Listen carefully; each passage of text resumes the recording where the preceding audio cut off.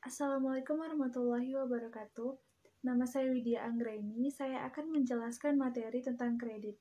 Apa itu kredit?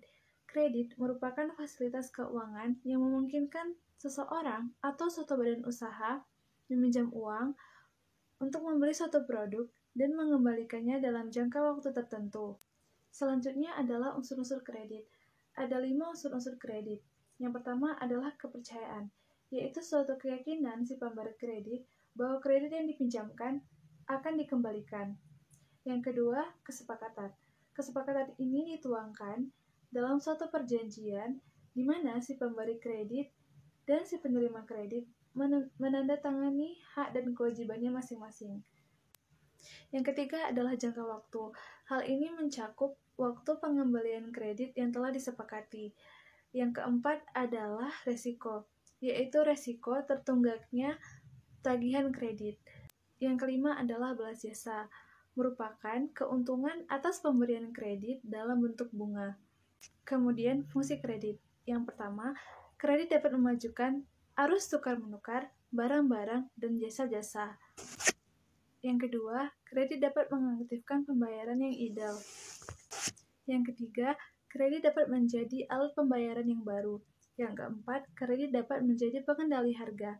Dan yang terakhir, kredit dapat mengaktifkan potensi ekonomi yang ada. Selanjutnya adalah tujuan kredit. Yang pertama, memberikan keuntungan. Keuntungan ini didapat dari hasil pemberian kredit oleh pihak perbankan. Yang kedua adalah membantu nasabah. Di sini kredit akan membantu nasabah untuk memberikan modalnya. Yang ketiga adalah membantu pemerintah. Semakin banyak peminjaman kredit, maka semakin banyak sektor pembangunan. Selanjutnya adalah jenis-jenis kredit. Yang pertama, jenis-jenis kredit dilihat dari tujuannya. Yang pertama adalah kredit konsumtif, kredit produktif, dan kredit perdagangan.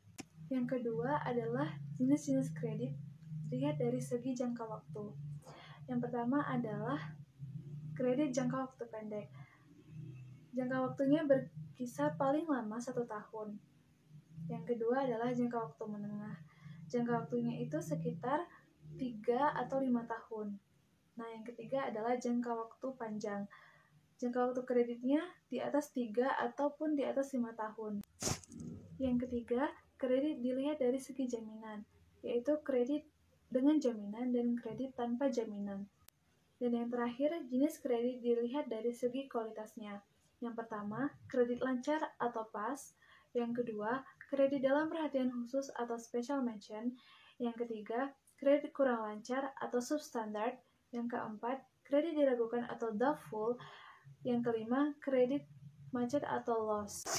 Materi terakhir dari kredit adalah prinsip-prinsip kredit. Yang ada 6 prinsip-prinsip kredit. Yang pertama adalah character atau kepribadian dari si peminjam. Di sini pihak bank harus yakin bahwa si peminjam kredit memegang teguh janjinya, dalam arti selalu berusaha untuk melunasi utang-utangnya dalam waktu yang telah ditentukan. Saya untuk melanjutkan materi presentasi berikutnya, yaitu pembiayaan. Pembiayaan diartikan sebagai salah satu aktivitas bank syariah dalam menyalurkan dananya kepada pihak lain yang membutuhkan dana, dengan ketentuan yang berasal dari bank sentral, yaitu Bank Indonesia. Dijalankan sesuai dengan prinsip syariah. Penyaluran dana dalam bentuk pembiayaan dijalankan berdasarkan kepada sikap kepercayaan, yang mana si pemilik dana percaya kepada si penerima dana bahwa si penerima dana akan membayarkan dana tersebut dalam bentuk pembiayaan yang diterimanya. Undang-Undang Perbankan Nomor 10 Tahun 1998 bahwa pembiayaan adalah penyediaan dana atau tagihan yang dapat dipersamakan. Dengan itu, berdasarkan persetujuan atau kesepakatan antara bank dengan pihak lain yang mewajibkan pihak yang dibiayai itu untuk mengembalikan uang atau tagihan tersebut setelah jangka waktu yang tertentu yang telah disepakati dengan imbalan atau bagi hasil. Pembiayaan tidak sama dengan kredit, yang mana pembiayaan diberikan oleh pihak bank syariah dan kredit diberikan oleh pihak bank konvensional.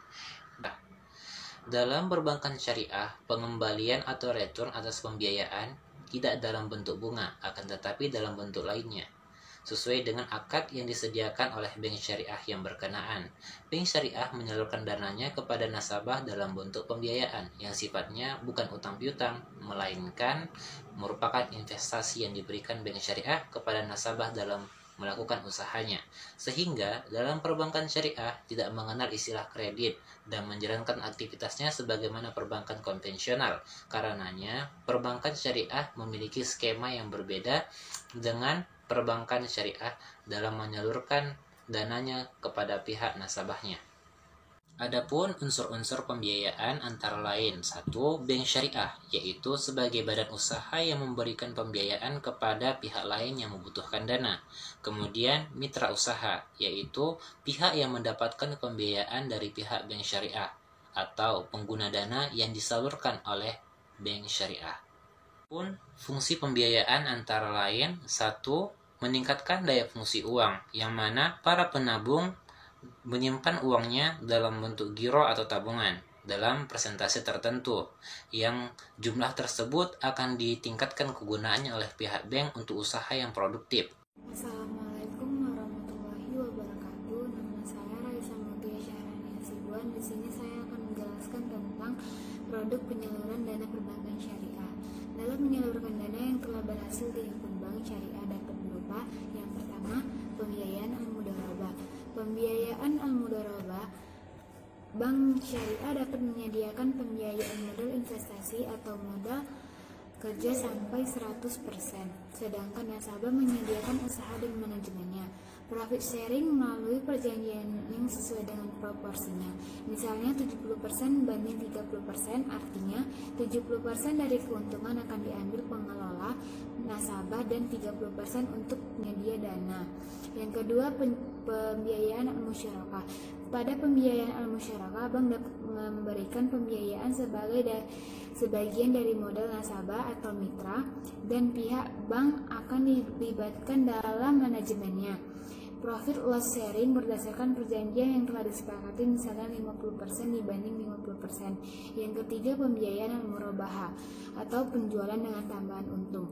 Pembiayaan al-murabahah adalah hubungan akad menjual barang dengan harga pokok ditambah dengan keuntungan atau margin, sebagaimana disepakati bersama. Pembiayaan al-murabahah ditujukan untuk kepemilikan barang konsumtif dan barang produktif.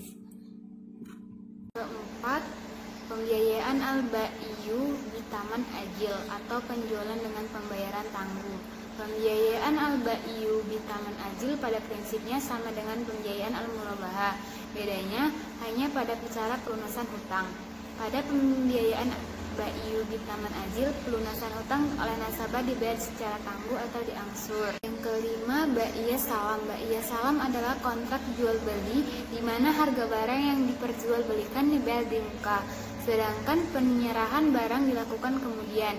Bai'iyah salam umumnya diaplikasikan pada pembiayaan di sektor pertanian yang jangka waktunya relatif pendek, 2-6 bulan, dan pembiayaan barang industri seperti produk garmen. Yang keenam, bai'il istisna. Bai'il istisna adalah kontrak jual beli di mana harga barang yang dipesan dibayar lebih dahulu, tetapi dapat juga diangsur sesuai kesepakatan, sedangkan barang yang dibeli atau diproduksi diserahkan kemudian. Yang ketujuh, ijaro. Ijaro adalah pemindahan hak atas manfaat dari penggunaan suatu aset sebagai kompensasi dari pembayaran tanpa adanya pemindahan hak kepemilikan. Jika kepada penyewa diberikan option untuk membeli aset pada akhir kontrak, disebut ijaro. Wal